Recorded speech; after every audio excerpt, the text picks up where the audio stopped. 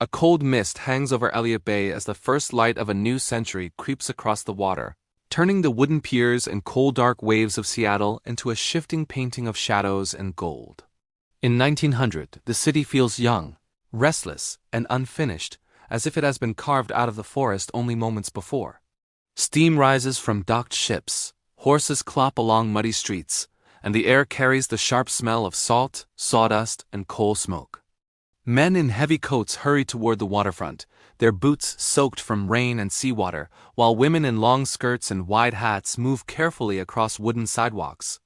Seattle is a frontier city pretending to be a modern one, and even as it grows, it still feels like it could slide back into the wilderness at any moment.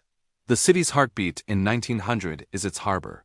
Ships from Alaska and Asia come and go, loaded with timber, fish, and the promise of fortune. The Klondike Gold Rush has just passed its peak, but its energy still crackles in the air. Boarding houses are full of men who once chased gold and now search for something else, while storefronts advertise everything from mining gear to hot meals for those down on their luck. Seattle has become a gateway to the Pacific, but it is also a place where ambition often collides with hardship. Every alley tells a story of someone who arrived with hope and is still figuring out whether that hope will survive. In those early years, the city is rough around the edges. Roads are often unpaved, and after a rain, which is often, they turn into rivers of mud.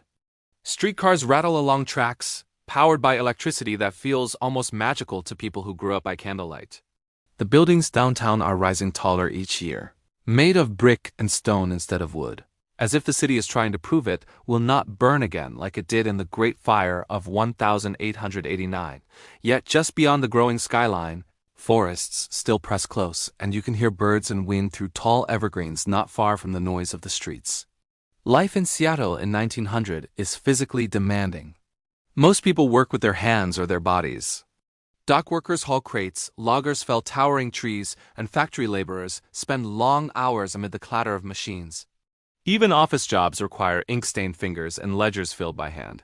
Technology exists, but it is heavy, loud, and slow by modern standards. Communication relies on letters and telegraphs, and news travels at the speed of trains and ships.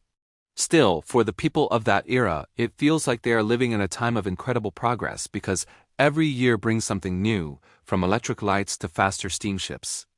Homes in 1900 Seattle are modest for most families. Many live in small wooden houses or crowded apartments close to their work. Heating comes from coal or wood stoves, and light comes from gas lamps or early electric bulbs. Indoor plumbing is becoming more common, but it is not yet universal. Daily life requires planning and effort, from carrying water to chopping wood, and survival through the damp winters takes resilience. Yet there is also a strong sense of community, as neighbors rely on each other in ways that feel deeply human and immediate. Social life reflects the times. The city is shaped by waves of immigrants from Europe and Asia, along with indigenous peoples who have lived in the region for thousands of years. But opportunity is not shared equally. Women, people of color, and working-class families face barriers that limit their choices and their voices. Still, there is a growing spirit of activism, with labor movements and suffrage campaigns slowly pushing against the walls of inequality. Seattle in 1900 is a place of tension between old traditions and new ideas, between who has power and who is still trying to claim it. Now, as the scene shifts more than a century forward, the same mist rolls in from Elliott Bay, but it meets a city that looks almost unrecognizable. In 2026, Seattle rises in glass and steel, its skyline a jagged crown reflecting clouds and sunlight. The waterfront is no longer a jumble of wooden docks and coal smoke, but a carefully designed space where ferries glide silently and people stroll with coffee cups in hand. The smell of salt is still there, but it mixes with the aroma of roasted coffee and fresh seafood from restaurants that serve a global city. Transportation has transformed the rhythm of daily life. Where horses and streetcars once ruled, electric buses, light rail trains, and rideshare vehicles move millions of people through the city. Ferries still cross Puget Sound, but they are faster and cleaner, connecting Seattle to a web of communities around the water. Cars line the highways, yet there is also a growing push toward biking, walking, and public transit as the city grapples with congestion and climate concerns. Movement in 2026 is about efficiency and sustainability, a far cry from the muddy, muscle-powered streets of 1900. The way people work has changed just as dramatically. Seattle in 2026 is a global hub of technology, aerospace, healthcare, and creative industries. Office towers house software engineers, designers, and researchers whose work travels instantly across the world through fiber optic cables and satellites. Many people work from home, connecting to colleagues across continents with a click. Physical labor still exists, from construction to shipping, but it no longer defines the city the way it once did. Instead of loading crates by hand, automated systems and digital logistics move goods with astonishing speed.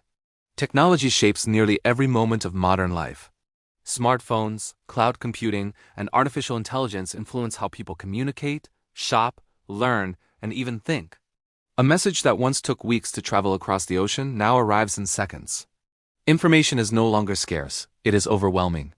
Yet this abundance also creates new challenges, from privacy concerns to the feeling that life is always moving too fast. The people of 1900 marveled at electric lights, while the people of 2026 barely notice the invisible networks that power their lives. Housing in modern Seattle reflects both prosperity and strain. Sleek high-rise apartments overlook the same waters where wooden homes once stood, and entire neighborhoods have been reshaped by growth. The city is more diverse than ever, with people from every corner of the globe calling it home. But rising costs mean that not everyone can afford to live here, and debates about housing, development, and equity echo through City Hall and local communities. The struggle for a place to belong remains, even as the city becomes richer and more connected. Environmental awareness is another powerful difference. In 1900, nature was something to be conquered or used, with forests logged and waters fished to fuel the city's expansion. In 2026, Seattle sees itself as a steward of the environment, even if it does not always live up to that ideal. Parks, green roofs, and conservation efforts are woven into the urban fabric. People talk about carbon footprints, renewable energy, and the health of Puget Sound. The same rain that once soaked muddy streets now feeds gardens and green spaces designed to make the city more resilient. Social structure has also evolved. Laws and attitudes have shifted to recognize the rights and dignity of people who were once marginalized. Women hold leadership roles in government and business, and people of all backgrounds contribute to the city's culture and economy. Yet inequality has not vanished. New divides have formed around wealth, education, and access to opportunity. Seattle in 2026 is more inclusive than it was in 1900, but it is still a place where not everyone benefits equally from progress. Despite all these changes, there are threads that connect the two eras. The harbor still matters, as goods and ideas continue to flow through Seattle to the rest of the world. The city remains a gateway between America and the Pacific, a place where global currents meet local lives. The sense of possibility that drew gold seekers and immigrants in 1900 still draws entrepreneurs, artists, and dreamers in 2026. Seattle has always been a place where people come to start something new. Walking through modern Pike Place Market, you can almost hear echoes of the past. Fishmongers still call out to passersby, just as vendors once did over a century ago. Farmers and craftspeople sell their goods, continuing a tradition of local trade that stretches back to the city's earliest days.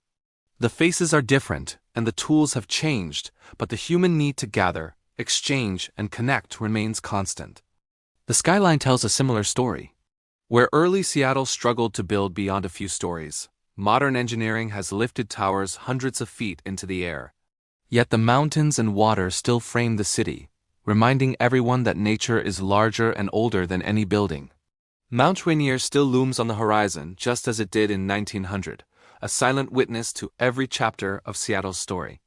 Everyday life in 2026 is more comfortable and more complicated than it was in 1900. People have access to healthcare, entertainment, and information that would have seemed miraculous a century ago. But they also face new pressures, from constant connectivity to the uncertainty of a rapidly changing world. The pioneers of 1900 worried about survival and stability, while the citizens of 2026 worry about balance and meaning in a world that never stops moving. In both eras, the city is shaped by its people. In 1900, those people were carving a home out of raw land and opportunity. In 2026, they are navigating a globalized, digital society that still depends on human creativity and compassion. The tools have changed, but the desire to build a better life has not. As the camera of our imagination pulls back, Seattle becomes more than just a collection of buildings and streets.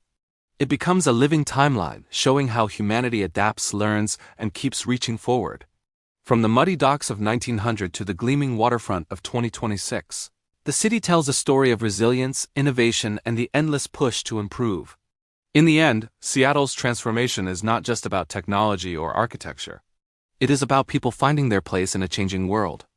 Each generation inherits the work of the last and adds its own chapter, shaping the future in ways both small and profound. The rain still falls, the tides still rise and fall, and life goes on, reminding us that while time moves forward, the human spirit remains a constant, searching for connection, purpose, and a place to call home.